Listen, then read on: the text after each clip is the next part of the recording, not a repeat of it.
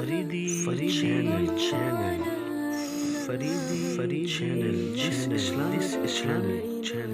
اس channel میں آپ کو اسلامک بیانات، تلاوت قرآن پاک اور پیاری ساری نعتیں، ان سب کے لیے ہمارے اس سبسکرائب کریں۔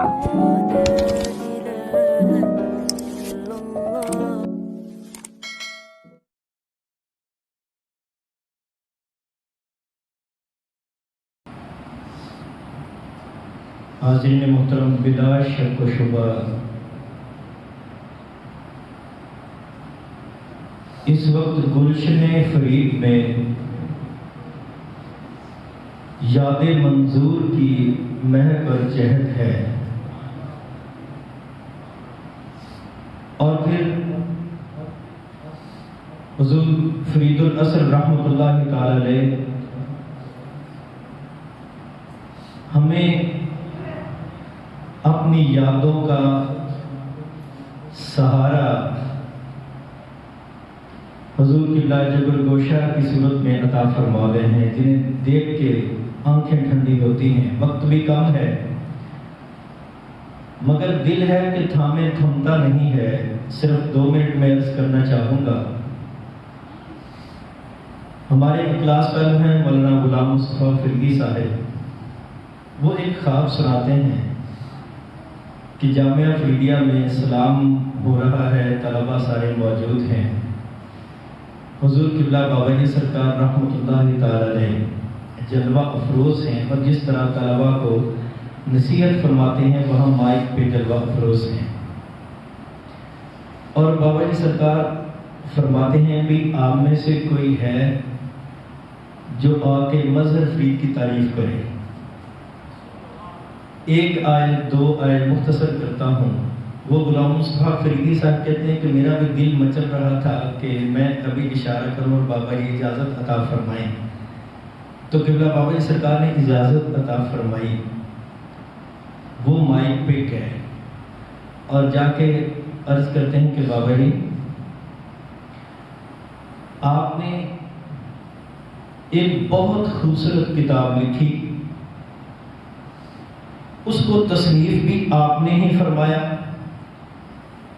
اس کی پروف ریڈنگ بھی آپ نے ہی کی، اس کی اشاعت بھی آپ نے ہی کی، اس کو چھپوایا بھی آپ نے ہی، اور منظر عام پہ بھی آپ ہی لائے۔ اس خوبصورت کتاب کا نام مظہر فرید ہے۔ تو قبلہ بابا جی سرکار رحمۃ اللہ تعالی علیہ انتہائی خوش ہوئے اور ان سے پیار کیا کہ آپ نے بہت خوبصورت جواب دیا ہے۔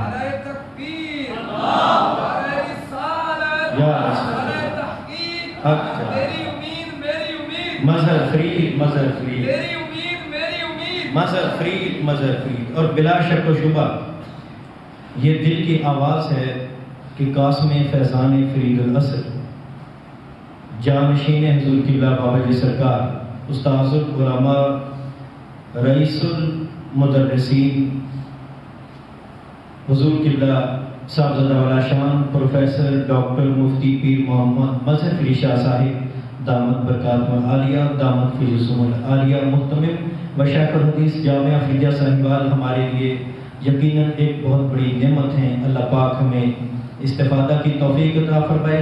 آپ تشریف لاتے ہیں اور ماہانہ درس قرآن و سنت کی محفل میں عظیم و شان خطاب ارشاد فرماتے ہیں۔ نعرہ تکبیر، نعرہ رسالت، نعرہ رسالت، اللہ محمد 4 یار حاجی خواجہ قطب فرید، حق فرید، حق فرید، حق فرید، حق فرید، جامعہ فریدیہ، حضور قبلہ بابا جی سرکار، حضور قبلہ بابا جی سرکار، حق منظور سچ منظور، حق منظور سچ منظور۔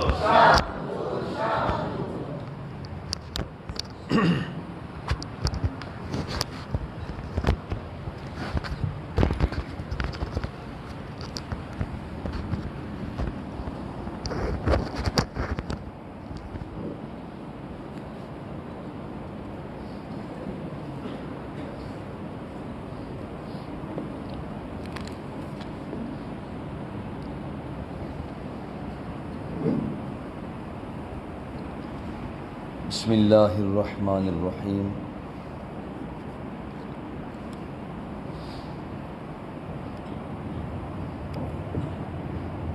الحمد للہ رب العالمین والصلاة والسلام علی خاتم النبیین وعلی آلہ واصحابہ اجمعین۔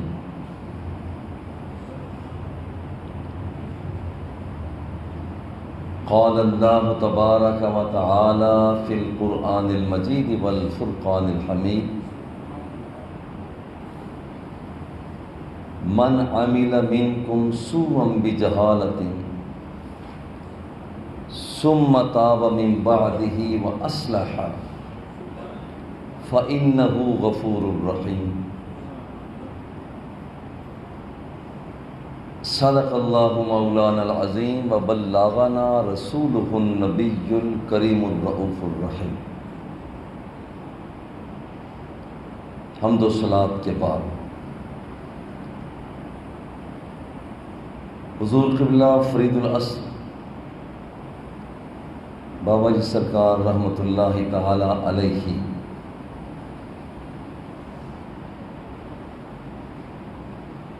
آپ کی بارگاہ میں ماہانہ نذرانہ عقیدت اور نذرانہ محبت پیش کرنے کے لیے ہم جامعہ فریدیہ ساہیوال میں حاضر ہیں۔ اللہ رب العزت ہم سب کو قرآن و سنت پر عمل کی توفیق عطا فرمائے۔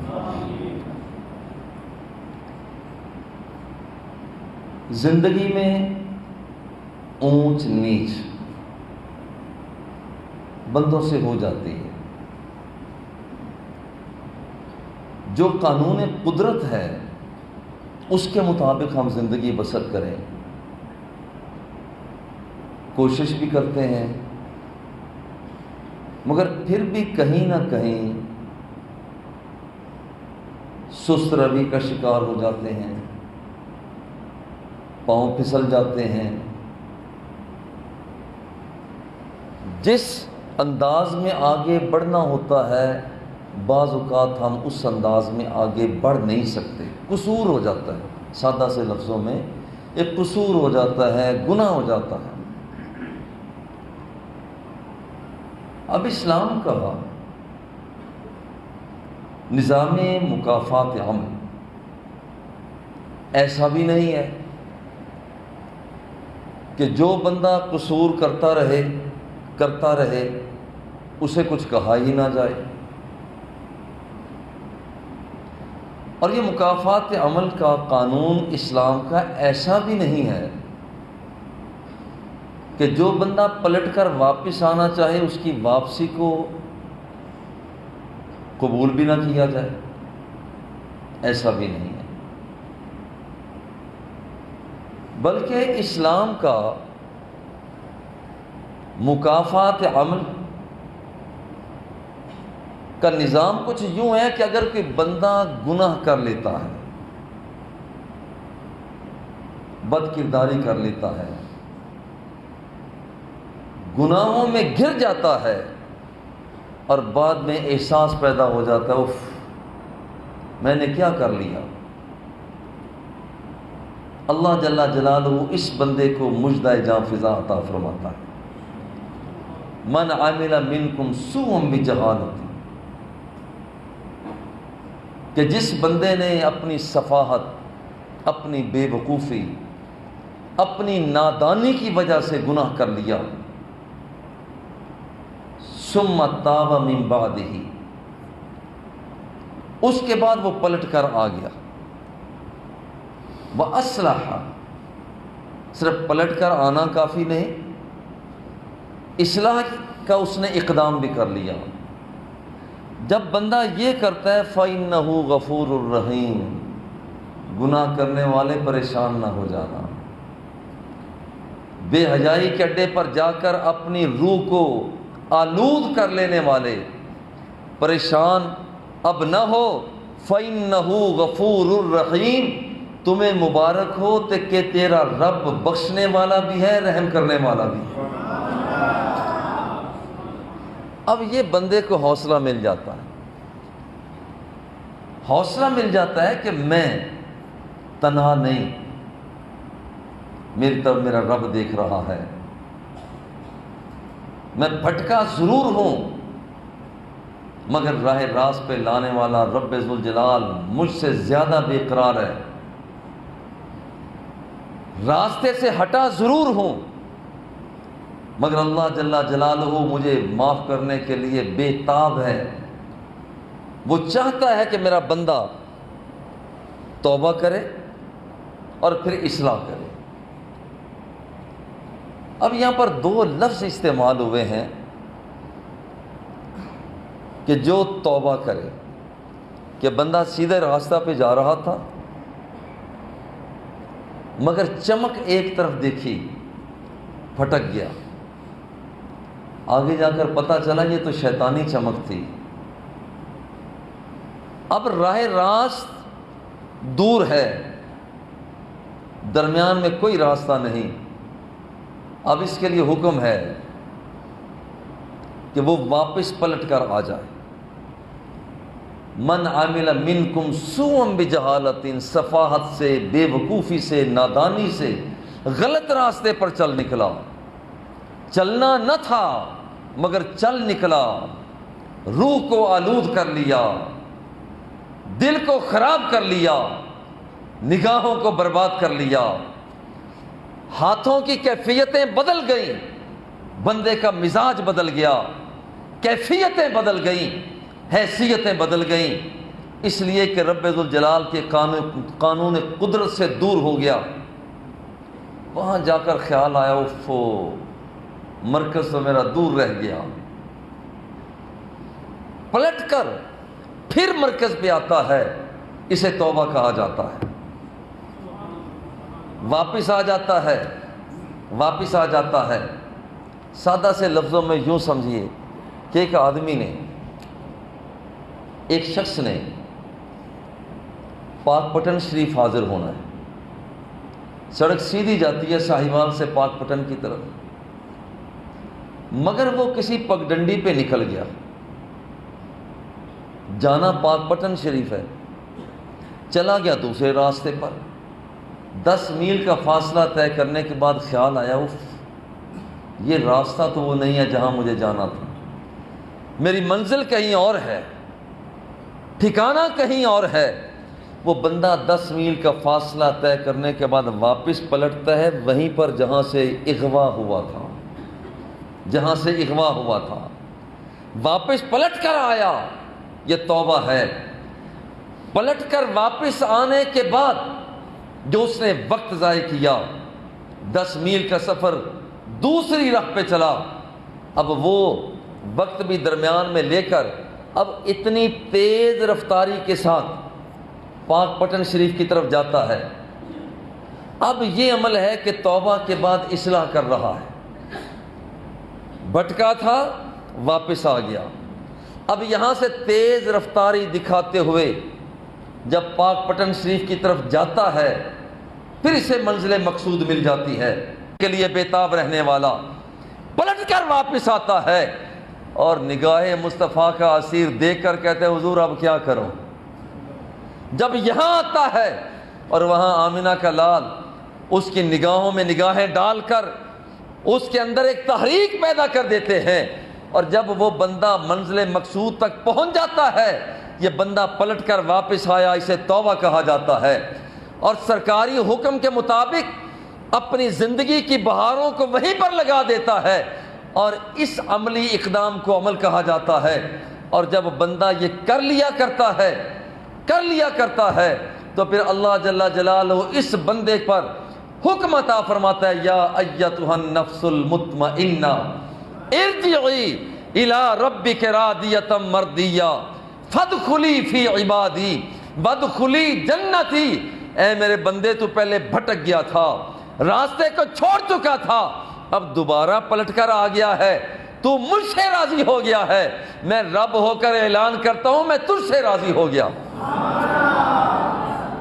اب یہ مقام جب بندہ چلتا ہے، ان الحسنات یذہبن السیئات، برائی بندہ کر لیتا ہے نا. کبھی آپ نے دیکھا ہوگا، محسوس کیا ہوگا کہ کبھی ہم کھانا کھاتے ہیں، مرچیں زیادہ ہوتی ہیں، اس کا ازالہ کیسے کرتے ہیں؟ 2-3 گھونٹ دودھ کے پی لیتے ہیں، لسی پی لیتے ہیں، آئس کریم کھا لیتے ہیں. اب محسوس کرتے ہیں کہ وہ جلن جو تھی وہ ختم ہو گئی. بندہ اسی طرح سے فطرت کے راستے سے ہٹ جاتا ہے، کبھی راہ راست سے ہٹ جاتا ہے. یوں سمجھیے کہ اس نے اپنی روح کے اندر مرچوں کا سما پیدا کر لیا. اب کیا کرے؟ اب یہاں پر اس کا علاج تو چاہیے. اللہ جل جلالہ حکم فرماتا ہے ان الحسنات یذہبن السیئات، کہ یہاں پر جو تو نے دودھ پینا ہے وہ قرآنی آیات کا دودھ پی، تہجد گزاری کا دودھ پی، اشراق اور چاشت کے نفلوں کا دودھ پی. یہاں پر تو راہ راست پر چلنا ہے تو پھر وہ دودھ پی. اب یہاں ہوگا کیا؟ جو تجھے گناہوں کی مرچیں لگ چکی ہیں، رب ذوالجلال انہیں دور کر کے تمہیں آرام عطا فرما دے. نیکیاں، بندے کی نیکیاں یہ برائیوں کو بہا کر لے جاتی ہیں. اب ذرا غور کریں کہ جس کا مطلب یہ ہوا کہ بندہ قانون فطرت، اللہ کا جو بتایا ہوا قانون ہے، اگر قانون فطرت سے ہٹ جاتا ہے یہ گناہ ہے. پلٹ کر واپس آ جاتا ہے یہ توبہ ہے. اور اللہ جل جلالہ بندے سے توبہ بھی چاہتا ہے اور اصلاح بھی چاہتا ہے. بندہ جس وقت کام کرتا ہے، گناہ کر، خدا نخواستہ گناہ ہو جاتا ہے، یا انفرادی زندگی میں ہوتا ہے، اس کے اثرات بندے کی قوت عقلیہ، قوت غضبیہ، قوت شہوانیہ میں نکلتے ہیں. بندے کی قوتیں بے ترتیب ہو جاتی ہیں. کبھی آپ نے دیکھا ہوگا کچھ لوگ کہتے ہیں جی کوئی بیماری بھی نہیں ہے مگر ہم پریشان ہیں. انہیں سوچنا ہوگا کہ کوئی ایسی بات کہ جو دوسروں سے چھپا چھپا کے کر رہے ہو، اور وہ تمہارا دل اس کی طرف راغب نہیں، قانون فطرت سے کہیں ہٹ تو نہیں گئے، وہ پریشانی پیدا ہو جاتی ہے انفرادی زندگی میں. اور کبھی گھریلو زندگی، گناہ کا اثر گھریلو زندگی میں آ جاتا ہے. جب گھریلو زندگی میں آتا ہے، جب بندہ اس کی اصلاح کرتا ہے تو اسے تدبیر منزل کہا جاتا ہے کہ رنگ گھر کا اچھا اس نے کر لیا. اور کبھی گناہ کا اثر شہری سطح پر نکلتا ہے، لوگ گناہ گار ہو جاتے ہیں، بدماشی کے اڈے کھل جاتے ہیں، بے حیائی، بے غیرتی کی کیفیتیں ہوا کرتی ہیں. اور جب اس کی توبہ ہوتی ہے، اس کی اصلاح ہوتی ہے، تو پھر اسے سیاست مدنیہ کی اصلاح اور درستی کہا جاتا ہے. مگر یہی کام کبھی بین الاقوامی سطح پہ ہوتا ہے، ظلم کی چکی چلتی ہے، یہ بین الاقوامی سطح کا ظلم ہے. اب یہاں ضرورت ہوتی ہے کہ بین الاقوامی سطح پر توبہ استغفار بھی کی جائے. بات کو یوں سمجھا جا سکے گا، کشمیر کے اندر عزتوں کو لوٹا جا رہا ہے، اقوام متحدہ کے مبشرین خاموش. فلسطین کے اندر بے آبرو کیا جا رہا ہے، منبر ممالک خاموش. چائنا کے اندر مسلمانوں کو گھر سے بے گھر کر دیا گیا، اقوام عالم خاموش. مصر کی سرزمین کو ہدف بنایا گیا، ملک خاموش. دنیا بھر کے اندر مسلمانوں کو وہ تیر و تفنگ، گولی کا نشانہ بنایا جا رہا ہے، اقوام عالم خاموش. یہ بین الاقوامی جبر ہے. پھر کہتے ہیں اللہ راضی ہو جائے. اللہ کو راضی کرنا ہے تو پہلے مظلوموں کو راضی کرو، مظلوموں کو راضی کرو. یہ توبہ استغفار، یہاں پر اجتماعی سطح پر توبہ استغفار کی ضرورت ہے۔ اور یہاں دیکھیں بندہ جس وقت اللہ جل جلالہ کی بارگاہ میں توبہ استغفار کرتا ہے، اللہ کی شان ہے، اللہ کی شان ہے، وہ کتنے پیار میں آتا ہے۔ الجامع صحیح للمسلم کتاب التوبہ،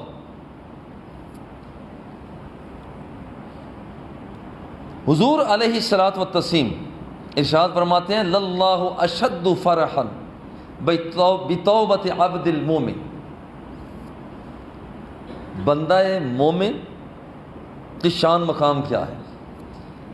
جب کوئی شخص گناہ کر لیتا ہے، گناہ کر لیتا ہے، اللہ سے توبہ استغفار کرتا ہے، اس سے توبہ کرنے والا اس کا مقام کیا ہے؟ اس کو ایک مثال دے کر سمجھایا گیا کہ ایک بندہ جنگل کے اندر جاتا ہے، ہلاکت خیزی ہر طرف ہے، بندے کا ساز و سامان، کھانے پینے کا سامان سارا سواری پر ہے۔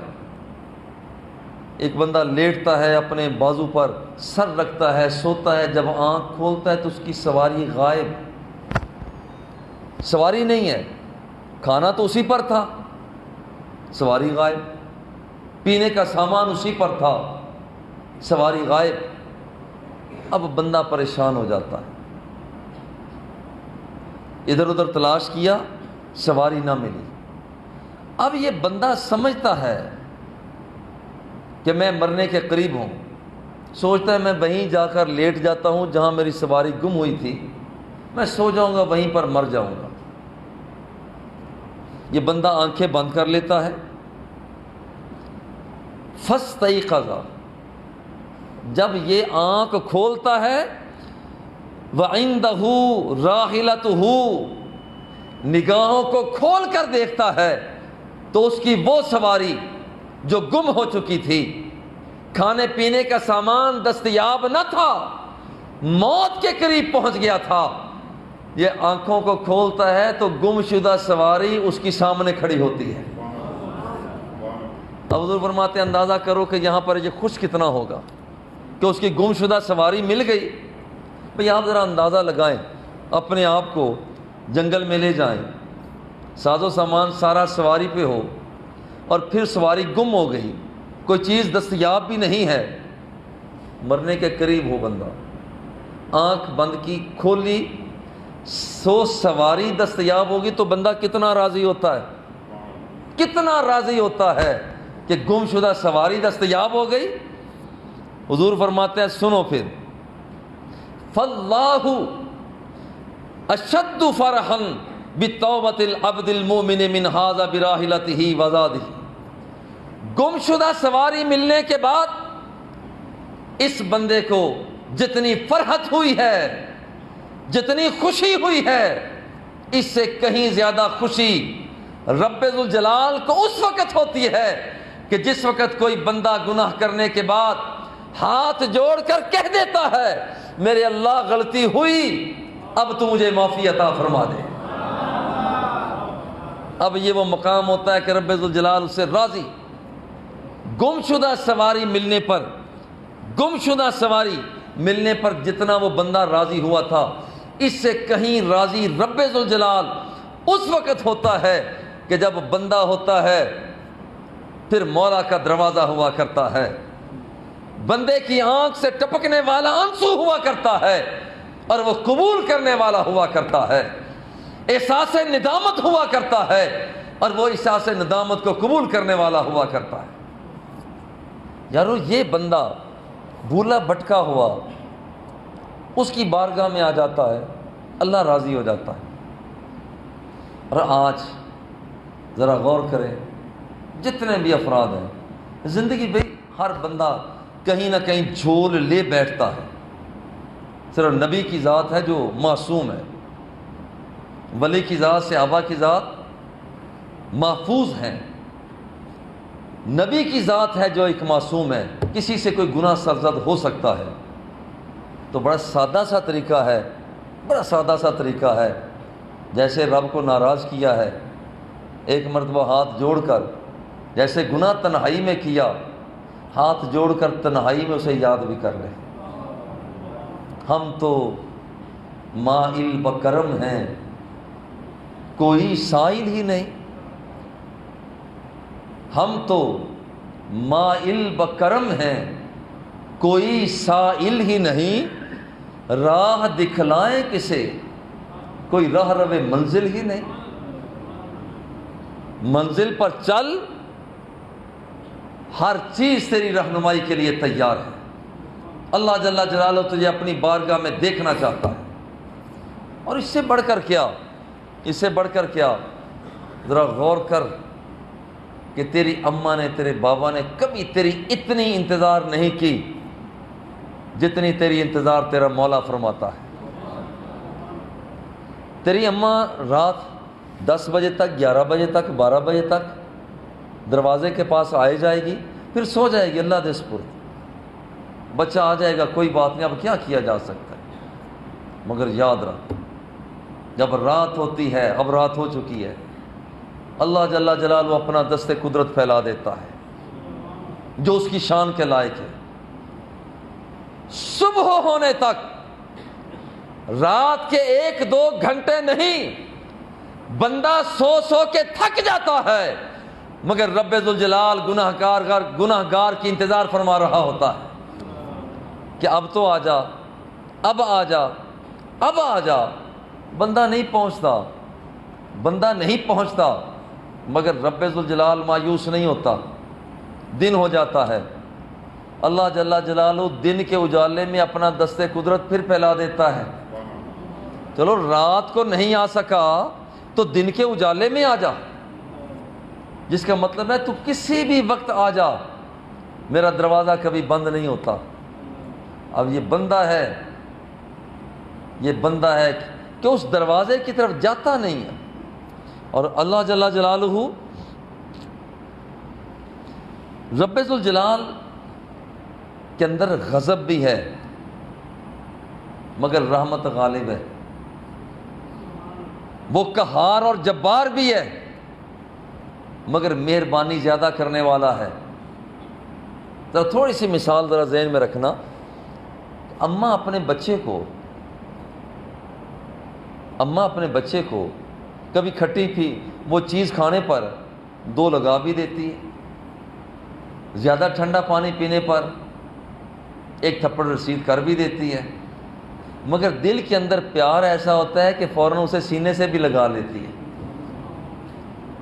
اور رب ذوالجلال ترازو کے ایک پلڑے میں 10 ماؤں کا پیار رکھ دیا جائے اور وہ پیار جو رب ذوالجلال کا بندے کے ساتھ ہے وہ پھر بھی اس سے آگے ہے، وہ کہیں آگے ہے۔ حضور علیہ الصلوۃ والتسلیم آپ تشریف لے جا رہے ہیں تو ایک عورت روٹیاں لگا رہی ہے، وہ تھوڑی سی آگ زیادہ ہوتی تو اپنے بچے کو پیچھے کرتی ہے، روٹی پھر لگاتی ہے، بچے کو پیچھے کرتی ہے۔ اتفاق سے میرے آقا کا گزر ہوا، وہ عورت عرض کرتی ہے حضور مجھے یہ ایک میرا مسئلہ تو حل کریں۔ فرمایا پوچھو۔ عرض کرتی حضور یہ بتائیں کہ جو ماں اپنے بچے سے پیار کرتی ہے وہ زیادہ ہے یا جو رب ذوالجلال اپنے بندے سے پیار کرتا ہے وہ زیادہ ہے؟ جو پیار ماں کا پیار بچے سے اور رب کا پیار بندے سے، ان میں سے زیادہ پیار کون سا ہے؟ میرے آقا نے فرمایا پگلی یہاں پر ماں کا پیار جو بچے کے ساتھ ہے یہ تو کچھ بھی نہیں ہے، ماں کا پیار جو بچے کے ساتھ ہے یہ کچھ بھی نہیں ہے، پیار وہ ہے جو رب ذوالجلال کا بندے کے ساتھ ہے، وہ بہت آگے ہے۔ اب خاتون عرض کرتی ہے حضور پھر مسئلہ یہ ہے اگر ماں سے رب کا پیار زیادہ ہے جو اس کا بندے کے ساتھ ہے، اب میری پہلے تو حالت دیکھیے، یا تھوڑی سی تنور کی آگ زیادہ ہوتی ہے تو میں اپنے بچے کو پیچھے کر دیتی ہوں، یہ میرا پیار ہے میرے بچے کے ساتھ، اور آپ فرماتے ہیں کہ رب ذوالجلال بندے کے ساتھ پیار اس سے بھی زیادہ کرتا ہے۔ آگ تھوڑی سی زیادہ ہوتی ہے تو میں تو بچے کو پیچھے کر دیتی ہوں، تو آپ فرماتے ہیں رب ذوالجلال بندے سے پیار اس سے بھی کہیں زیادہ کرتا ہے. تو حضور فرمائے کہ جب میں اپنے بچے کو لگتی ہوئی گرمی نہیں دیکھ سکتی، میں پوچھنا یہ چاہتی ہوں کہ رب ذوالجلال اپنے بندے کو جہنم میں کیسے دیکھ لے گا. اللہ اکبر. میرے آقا کی آنکھوں میں آنسو آ گئے. میرے آقا آپ دیدہ ہو گئے، رونے لگے. تو نے بات بڑی کی ہے. ماں گرمی اپنے بچے کے لیے برداشت نہیں کر رہی تو رب ذوالجلال اپنے بندے کے لیے جہنم کو کیسے برداشت کرے. سرکار روئے اور ایک جملہ عطا فرمایا، ان اللہ لا يعذب عبدا الا المارد المتمرد یتمرد عن اللہ تعالی ولا یقول لا الہ الا اللہ. میرے آقا نے ہمیشہ کے لیے مسئلہ ہی حل فرما دیا. فرمایا کہ اللہ جل جلالہ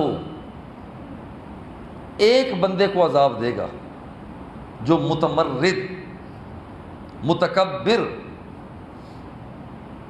وہ شخص جو اپنی ذات کو دوسروں پر فوقیت دیتا ہے، متکبر ہے، رعونت والا ہے، سرکشی والا ہے. اللہ جل جلالہ اس بندے کو عذاب میں مبتلا کرے گا. حضور پھر باقیوں کو، میرے آقا فرماتے ہیں رب ذوالجلال باقیوں کو اپنی رحمت کے ساتھ بخشش کے پروانے عطا فرما دے گا. اس لیے کبھی بھی تکبر، غرور، گھمنڈ یہ بندے کے اندر نہ آئے. اور اس کے علاوہ گناہ ہو تو رب ذوالجلال سے معافی مانگی جائے، وہ معافی عطا فرما دیتا ہے. اللہ کی رحمت غالب ہے. حضرت ابو ہریرہ رضی اللہ تعالی عنہ اس کے راوی ہیں، ان رسول اللہ صلی اللہ علیہ وسلم قال خلق اللہ مئۃ رحمۃ فوضع واحدۃ بین خلقہ وخبا عنده مئۃ الا واحدۃ او کما قال رسول اللہ صلی اللہ علیہ وسلم. حضور نے فرمایا رب ذوالجلال نے رحمت کے 100 درجے پیدا کیے ہیں، 100 درجے رحمت کے پیدا کیے. اس میں سے صرف ایک درجہ اس زمین پر اتارا ہے. آسمانوں میں ہوتا صرف ایک درجہ زمینوں پہ اتارا، آسمانوں پہ اتارا، فضاؤں پہ اتارا، پہاڑوں پہ اتارا، سمندروں پہ اتارا، ندیوں پہ اتارا، نالوں پہ اتارا. اسی ایک محبت کی ایک جھلک کا صدقہ ہے کہ ماں اپنے بچے کو سینے سے لگاتی ہے. صرف ایک جھلک کا صدقہ ہے کہ بطن سمندر کے اندر مچھلیاں اٹکیلیاں لیتی پھر رہی ہیں. وہ محبت کا ایک درجہ کام کرتا ہے. آنے والی روایات میں آتا ہے کہ بندہ جب کوئی جانور قدم آگے رکھتا ہے اور وہ دیکھتا ہے کہ میرا بچہ میرے پاؤں کے نیچے آ رہا ہے تو وہ اپنے پاؤں کو پیچھے سمیٹ دیتا ہے. یہ جو پیچھے سمیٹتا ہے یہ اسی ایک رحمت کے درجے کی کارگزاری ہے.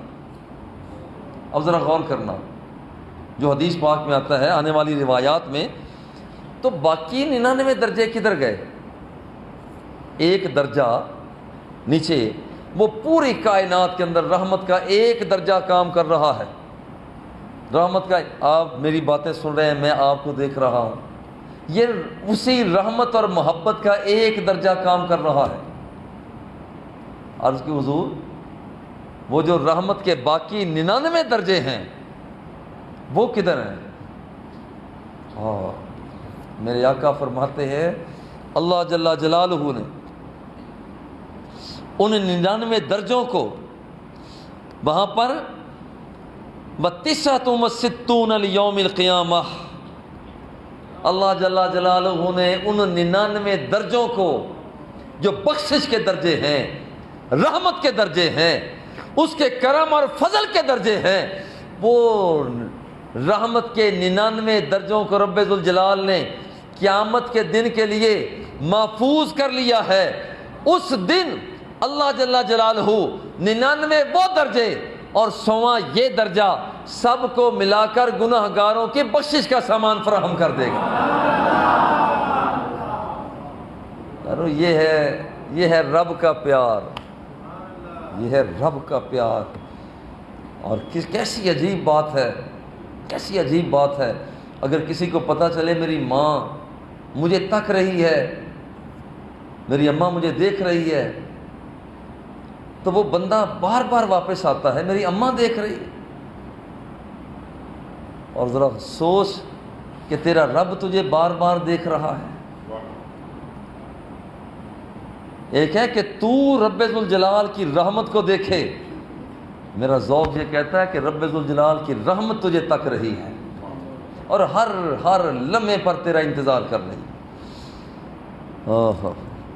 اور صرف یہی نہیں ہے، اللہ جل جلالہ جب کوئی بندہ گناہ کرتا ہے، کتنا گناہ کر لیتا ہے، اور یہ میں خدا نخواستہ یہ نہیں کوئی دعوت دے رہا کہ گناہ پہ گناہ کرو، کوئی بات نہیں، خدا نخواستہ گناہ ہو گیا، گناہ سرزد ہو گیا، اگر تنہائی میں گناہ ہوا تو اللہ جل جلالہ سے تنہائی میں توبہ کر لے۔ جیسے تو نے گناہ کیا کوئی دیکھنے والا نہ تھا، اب اسی طرح سے اس کے بارگاہ میں توبہ کر، تو رو، چیخ، چلا، اس کے سامنے ہاتھ باندھ، دامن کو پھیلا، نگاہوں کو خمیدہ کر، اپنے دل کا سودا اس کی بارگاہ میں پیش کر دے، اور کوئی تجھے دیکھنے والا نہ ہو، لپٹ لپٹ کر اس کی بارگاہ میں اس کی رحمت سے لپٹ لپٹ کر سوال کر، وہ خوش ہوگا کہ میرا بندہ، وہ جتنا عذاب گناہ کی وجہ سے ہو رہا ہوتا ہے، جب بندہ اس کی بارگاہ میں توبہ کرتا ہے، اس سے بڑھ کر رب ذوالجلال رحمت عطا فرما دیتا، وہ رحمت اور کرم عطا کرتا ہے۔ ایک بندہ، اور مشہور روایت ہے، اور یہ الجامع صحیح للمسلم 2766 نمبر حدیث کا، ایک بندہ 99 کا قاتل، کسی سے پوچھا کوئی ہے بندہ جو رہنمائی کرنے والا ہو؟ لوگوں نے بتایا کہ فلاں بندہ ہے جو عالم ہے، اس کے پاس چلا گیا، جی میں 99 کا قاتل ہوں، بخشش ہو سکتی ہے؟ وہ نے کہا جی تیری بخشش نہیں ہو سکتی، تو 99 کا قاتل ہے۔ حدیث پاک میں آتا ہے کہ اسے جوش آیا، اس نے اسے بھی قتل کر دیا۔ 100 کا قاتل، پھر اسے احساس ندامت ہوا، پھر کسی سے پوچھا یہ مجھے بتاؤ کہ میں کیا میری بخشش ہو سکتی ہے، 100 کا قاتل ہوں؟ حدیث پاک میں آتا ہے کہ وہ ایک آدمی کے پاس گیا، جس سے پوچھا کیا میری بخشش ہو سکتی ہے؟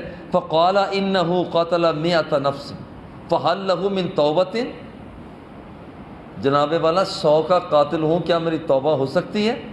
فقال نعم، انہوں نے کہا کہ یہ تو کوئی بات نہ ہوئی کہ تو توبہ کرے اور وہ توبہ قبول نہ کرے۔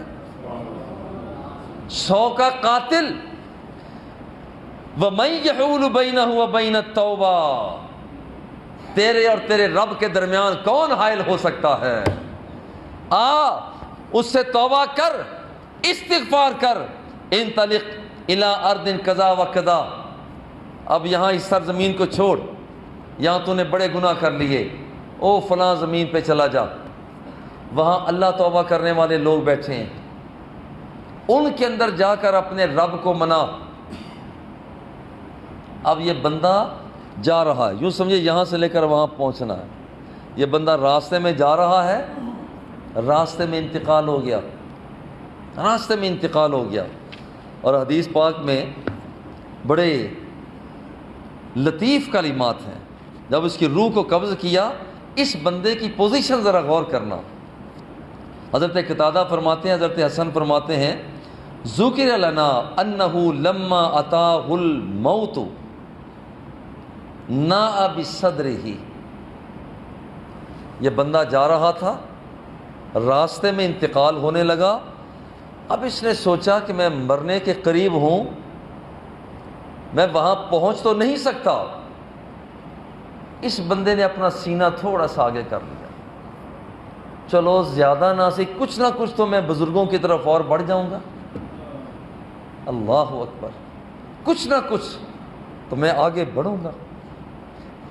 اسی انداز میں ذرا ذہن میں اس کا انداز سٹائل لائیے کہ وہاں پر وہ مرتے مرتے سینے کو تھوڑا سا آگے کر دیتا ہے،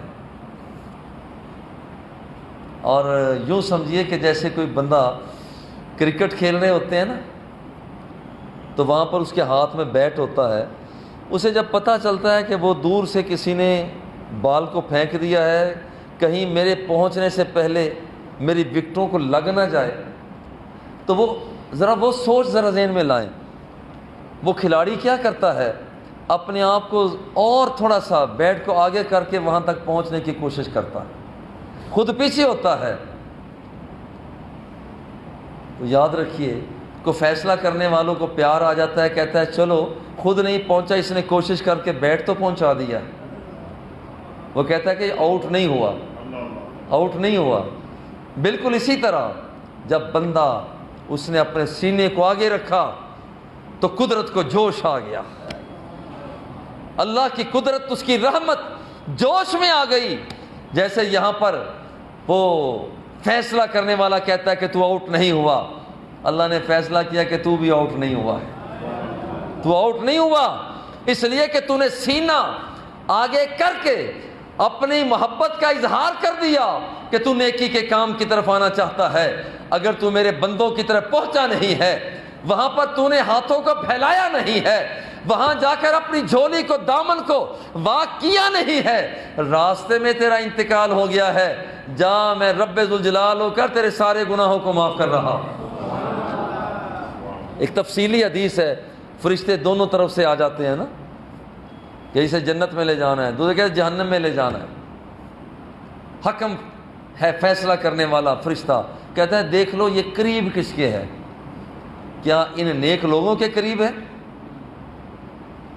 یا برے لوگوں کے قریب ہے؟ جس کے قریب ہے، جس کے قریب ہے فیصلہ اس کے مطابق۔ یہ بندہ نیک لوگوں کے قریب نکلتا ہے، نیک لوگوں کے قریب نکلتا ہے، اللہ جل جلالہ کے حکم کے ساتھ اس کو پروانہ مغفرت عطا فرما دیا جاتا ہے،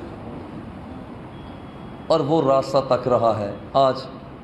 آج ہم بھی اللہ رب العزت کے کرم اور فضل کے ساتھ اس کی بارگاہ میں، اس کے ولیوں، اس کے پیاروں، اس کے محبت کرنے والوں کے ذریعہ سے اس تک رسائی حاصل کرنا چاہتے ہیں۔ اور یہ شکر ہے اس کی ذات کا کہ ہر ماہ وہ چاند کی پہلی جمعرات وہاں پر ہم حاضر ہوتے ہیں، اور حضور قبلہ بابا جی فرید الاثر رحمۃ اللہ تعالی علیہ، آپ کا فیضان، حضور خواجہ خواجگان، خواجہ بحر و بر، حضور بابا فرید الدین گن شکر مسعود رحمۃ اللہ تعالی علیہ، آپ کے نام کے ساتھ یہ منسوب ادارہ جامعہ فریدیہ میں حاضر ہو کر رب ذوالجلال سے یہی کہتے ہیں کہ ہم تو کچھ نہیں مگر تیری بارگاہ کے برگزیدہ بندوں کے حوالہ سے تیری بارگاہ میں پہنچ رہے ہیں، اور امید ہے کہ انشاءاللہ اللہ کے فضل و کرم سے وہ ہماری حاضری یوں ہی قبول ہوگی جیسے رب ذوالجلال دست قدرت پھیلا کر بلا رہا ہوتا ہے، آ جاؤ آ جاؤ آ جاؤ، اور وہ رب ذوالجلال آنے والوں کو عطا فرماتا ہے۔ وصلی اللہ تعالی علی حبیبہ وآلہ واصحابہ اجمعین برحمتک یا ارحم الراحمین۔ ہم یہاں بیٹھتے ہیں، پھر اس کے ساتھ ذکر شریف میں بیٹھ کر نیچے